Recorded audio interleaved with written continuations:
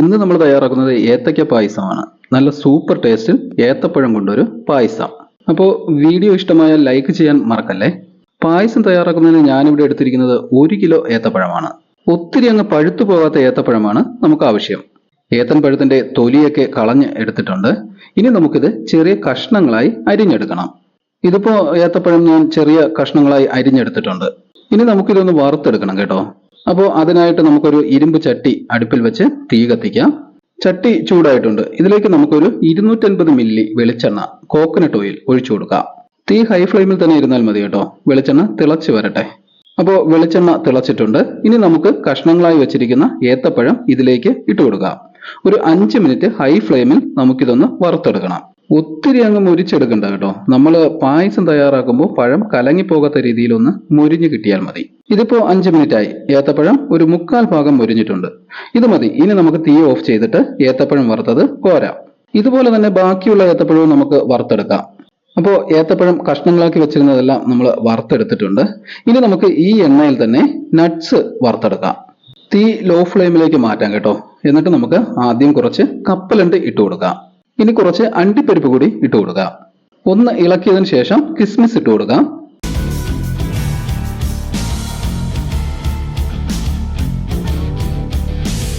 അപ്പോൾ നമ്മുടെ നട്ട്സ് എല്ലാം മുരിഞ്ഞ് വന്നിട്ടുണ്ട്. ഇനി നമുക്ക് തീ ഓഫ് ചെയ്യാം.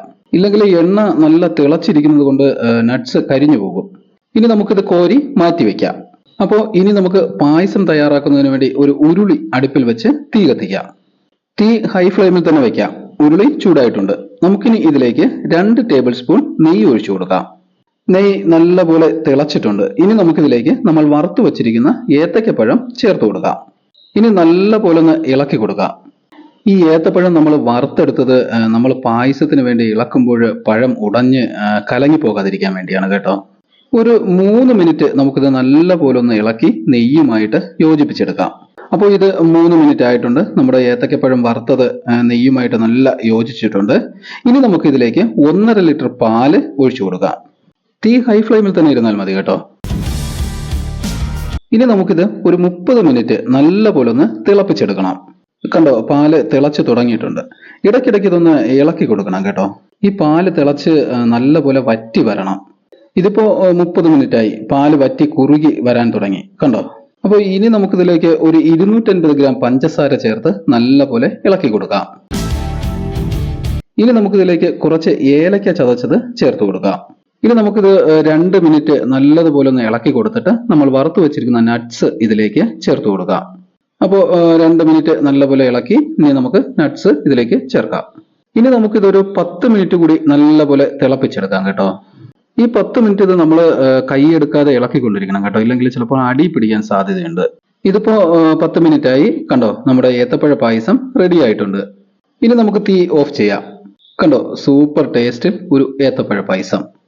ഈ പായസം കുടിക്കാൻ നല്ല ടേസ്റ്റ് ആണ് കേട്ടോ. നമ്മൾ വറുത്ത ഏത്തക്കയൊക്കെ ചേർത്തിരിക്കുന്നത് കൊണ്ട് പായസം കുടിക്കുമ്പോൾ വറുത്ത ഏത്തൻ പഴമൊക്കെ കടിക്കാൻ കിട്ടും. സൂപ്പർ ടേസ്റ്റ് ആണ്. അപ്പോൾ നിങ്ങളും ഇതുപോലെ ഒന്ന് ട്രൈ ചെയ്ത് നോക്കണേ. വീഡിയോ ഇഷ്ടമായാൽ ലൈക്ക് ചെയ്യുവാനും നിങ്ങളുടെ അഭിപ്രായങ്ങൾ കമന്റ് ചെയ്യുവാനും മറക്കല്ലേ. പുതുതായി വീഡിയോ കാണുന്നവരാണെങ്കിൽ ഈ ചാനൽ ഒന്ന് സബ്സ്ക്രൈബ് ചെയ്ത് സപ്പോർട്ട് ചെയ്തേക്കണേ. ആ ബെല്ലൈക്കൺ കൂടി പ്രസ് ചെയ്താൽ ഞാനിടുന്ന പുതിയ വീഡിയോകൾ നിങ്ങൾക്ക് നോട്ടിഫിക്കേഷനായി ലഭിക്കും. അപ്പോൾ എൻ്റെ എല്ലാ കൂട്ടുകാർക്കും നന്മയുണ്ടാവട്ടെ എന്ന് ഞാൻ ആശംസിക്കുന്നു. വീണ്ടും നമുക്ക് അടുത്ത പുതിയൊരു വീഡിയോയുമായി കാണാം. ഓക്കെ.